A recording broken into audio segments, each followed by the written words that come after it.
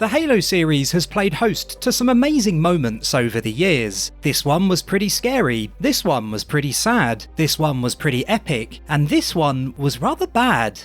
Yeah, that's right. I mean, not only to go after this list of things that you talked about, which we're fired up to do, but to work on experiences that we're not quite ready to talk about yet, we have had to make the difficult decision not to ship campaign split screen co-op and take the resources that we would use on that and go after this list and all these other things that we're going to talk about in just a sec.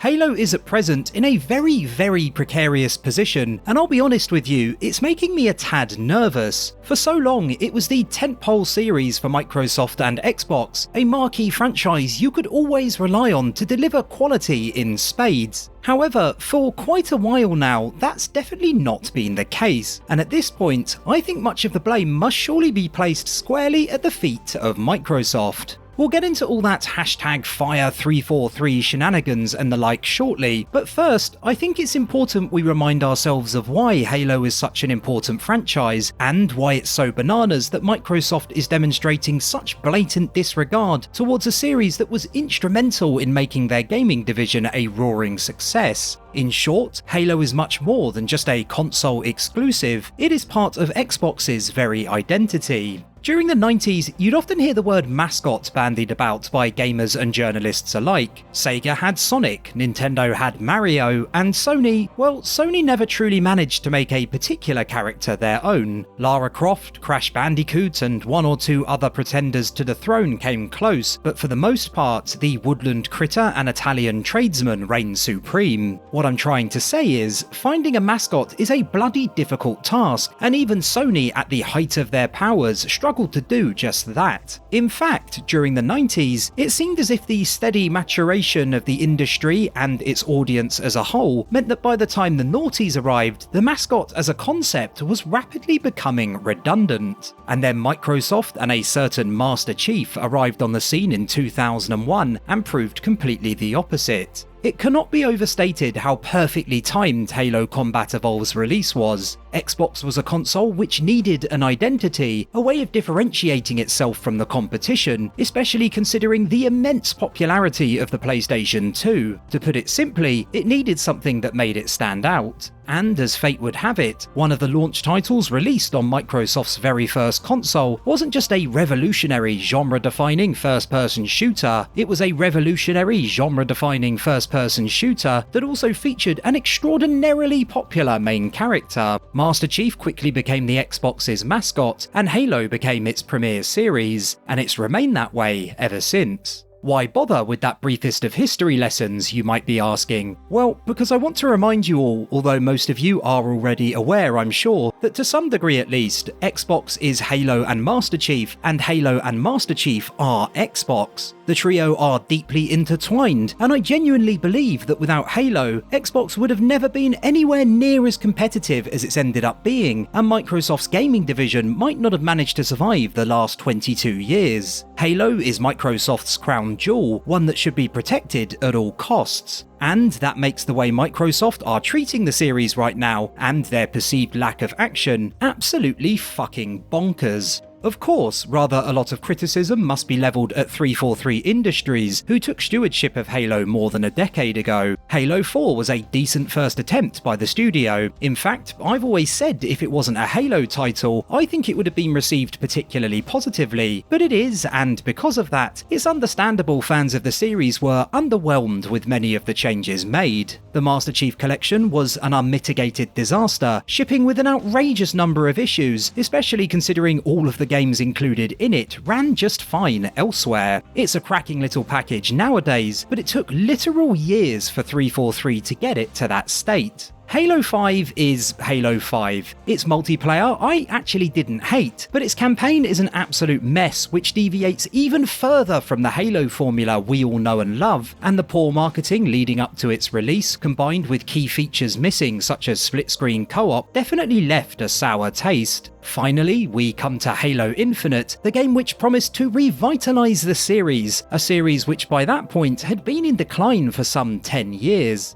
I was really excited for Infinite. 343 Industries said all the right things during the build-up to its release, although they do always say the right thing, whether they walk the walk is another matter entirely, and the pre-release footage looked very promising. Infinite did have to be delayed for a full year after its initial reveal due to the poor response to its first gameplay preview, but 343 were developing the game during a global pandemic, and so I'm willing to give them the benefit of the doubt. When I finally got my hands on Halo Infinite, I was actually surprised by how much I enjoyed a lot of it. The core gameplay in both single and multiplayer is fantastic, and I'm half ashamed, half proud to admit that I have around 300 hours logged playing online. It really does feel great to play, and this is coming from someone who has been playing shooters online since around 1999 and has, I'd say, very high standards. Everything built around its fantastic gameplay, however, was a shambles. Again, key features were missing, more than perhaps ever before. There was no Forge, no split-screen co-op, no online co-op, a general lack of multiplayer modes, and a very anemic selection of cosmetics you could use to deck out your own Spartan, unless you ground the battle pass relentlessly or succumbed to the temptation of microtransactions, to name but a few. Oh, and how can I forget my personal favourite? There's no level select feature included, so playing through missions multiple times, a requirement for the videos I enjoy making, is an absolute nightmare. The campaign itself was also rather disappointing. Infinite's open world is awe-inspiring at first, sure, and you likely will get some enjoyment out of a first playthrough, but it's also no different from every other cookie-cutter open world, and while its missions can at times be entertaining, they never come close to capturing the magic of the Bungie-developed titles of old. But in spite of all of this, I really did feel like Infinite had the potential to spark a resurrection for the long-suffering series. The open world, while quite bland once your initial wonderment had dissipated, could have been a great foundation upon which to expand the game. My personal hope was for more frequent, shorter side content, which focused on the supporting cast mostly relegated to audio logs, ODST-style missions, which showed what happened to them before, during, or after Master Chief had blasted his way across Zeta Halo.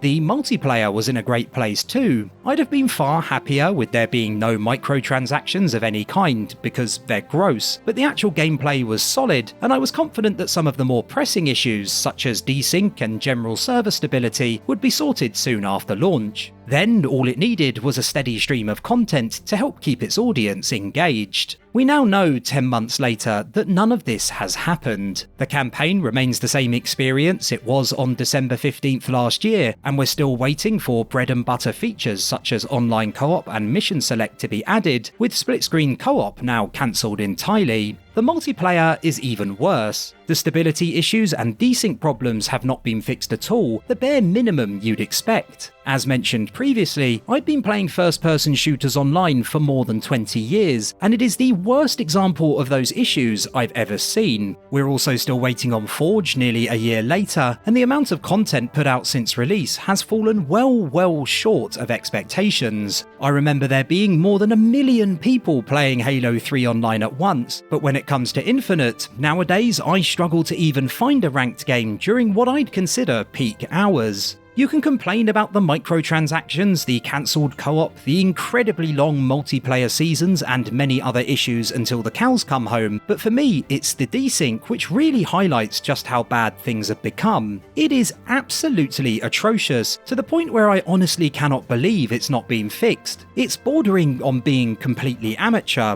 Well, actually, it is really. If Microsoft aren't going to step in when something is so fundamentally broken within their flagship franchise, then when are they? Does the game not need to load at all before they'll step in? We can sit and complain about 343 Industries all day, and trust me, I'm as cheesed off as the next person by what a disaster Infinite has mostly been, but at some point, you need to look at Microsoft and ask yourself, is it possible they really don't care? I mean, they've let their flagship franchise sink to new lows, and it's not like it's happened quickly. It's been a very gradual process. It's clear at this point that 343 in its current guise is unable to deliver on the legacy legacy left by Bungie, and so it absolutely is down to Microsoft to remedy the situation. The question is, will they actually, finally, do anything? I've always been of the opinion that Infinite may be the last opportunity to regain some of the Halo series' former glory before any remaining goodwill amongst fans and even casual gamers disappears entirely, and at present, it's not looking good. If Microsoft doesn't step in now, I genuinely fear for the future of the franchise. Halo could very well go the way of something like Sonic the Hedgehog, a once great series fronted by a universally loved character, now little more than an also-ran. Also, as a final thought, let's not use the hashtag Fire343. I'm sure many of you are using it in the sense of wanting 343 as a studio to be fired from the Halo franchise, not for those working there to lose their jobs, but it's a hashtag that can easily be misconstrued. Gamers don't exactly have a great reputation when it comes to taking things like this too far, especially to those outside the medium, and this hashtag does not help with that perception one bit. Also, we're in deeply troubling economic times where many people are going to suffer greatly due to rampant inflation, and so the optics look doubly bad given the current climate. I must admit, I do think something needs to change, but I don't think removing 343 Industries from the franchise is necessarily the wisest move. The grass isn't always greener.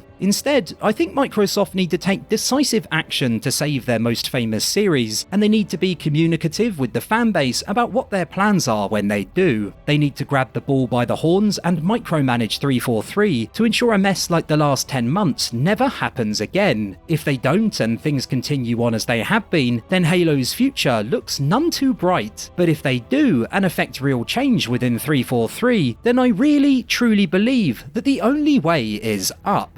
Thanks for watching the video, boys, girls and Spartans. If you enjoyed it, do consider liking, subscribing and letting me know your thoughts, and hopefully I'll see you all again soon.